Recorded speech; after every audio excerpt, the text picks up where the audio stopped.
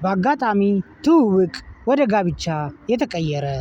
እሷ ትምህርቷን ተመርቃ ስራ ፍለጋ፣ እሱ ደግሞ የራሱ የግል ድርጅት ያለውና በርካታ ሙዚቃዎችን ሰርተዋል።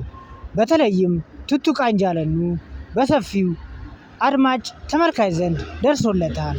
ታዲያ የነዚህ ግንኙነት በፍቅር 2 ዓመት ይቆዩና ከ2 ዓመት በኋላ ለቤተሰቦቿ ሽማግሌ ልኮ በሀገራችን ባህል ደስ በሚል ሁኔታ የጋብቻ ስነ ስርዓታቸው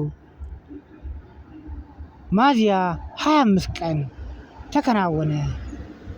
እኔም እናንተ ትማሩበትና ትዝናኑበት ዘንድ የቡርቴ ኤልያስንና የብስራት ባኢሳን ቪዲዮ የጋብቻ ስነ ስርዓት ለምወዳችሁ አድማጭ ተመልካቾቼ እነሆ።